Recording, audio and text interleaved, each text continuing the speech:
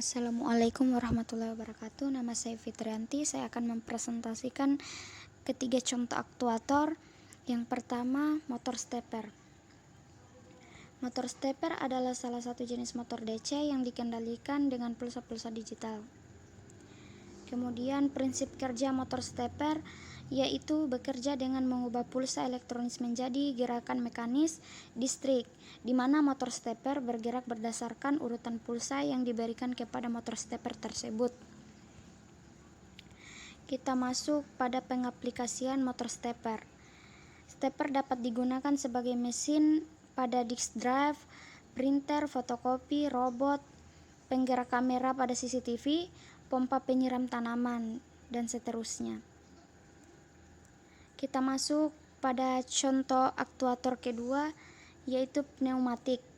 Pneumatik berasal dari bahasa Yunani yang berarti udara atau angin. Semua sistem yang menggunakan tenaga yang disimpan dalam bentuk udara yang dimanfaatkan untuk menghasilkan suatu kerja disebut dengan sistem pneumatik. Adapun prinsip kerja pneumatik. Prinsip kerja pneumatik sangat khas. Sistem pneumatik adalah suatu sistem yang menggunakan udara sebagai media kerjanya, di mana untuk menghasilkan kerja tersebut udara dimanfaatkan terlebih dahulu. Pneumatik pada dasarnya adalah pemanfaatan udara terkompresi menjadi gerakan translasi pada plunger atau piston. Kita lihat pada gambar, contohnya pada kompresor. Kompresor adalah peralatan yang dipergunakan untuk menghasilkan udara. Gempa udara akan diserap dan dimanfaatkan oleh kompresor yang digerakkan oleh motor listrik.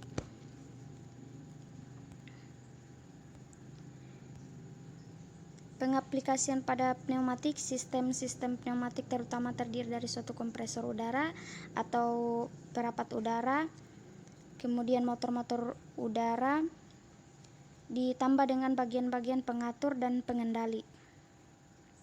Untuk pengaplikasian yang banyak, ini jauh lebih efisien dan praktis. Biasanya sistem mencakup kompresor udara yang menyimpan udara dalam sebuah silinder dan melepaskannya di bawah kontrol listrik. Sering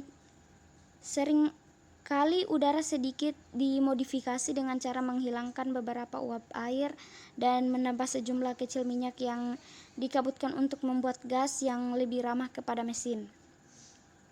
Kita masuk yang ketiga, hidrolik. Sistem hidrolik adalah sistem penerusan daya dengan menggunakan fluida cair. Minyak mineral adalah jenis fluida yang sering dipakai. Prinsip dasar dari sistem hidrolik adalah memanfaatkan sifat bahwa zat cair tidak mempunyai bentuk yang tetap, namun menyesuaikan dengan yang ditempatinya. Mekanisme ini bekerja berdasarkan hukum Pascal yang berbunyi tekanan yang diberikan pada zat cair di ruang tertutup maka akan diteruskan ke segala arah. Prinsip kerja hidrolik bila dilihat pada gambar yang akan saya perlihatkan, di ruang ini diletakkan gaya input. Gaya input adalah gaya awal yang akan menekan zat cair di ruang tertutup. Saat zat cair pada saluran input menerima tekanan, otomatis tekanan zat cair di dalam selang akan naik. Penaikan tekanan ini akan membuat saluran output menjadi bergerak ke atas. Kemudian pengaplikasian sistem hidrolik. Kita akan menemukan komponen hidrolik ini pada alat-alat berat dan beberapa mesin industri.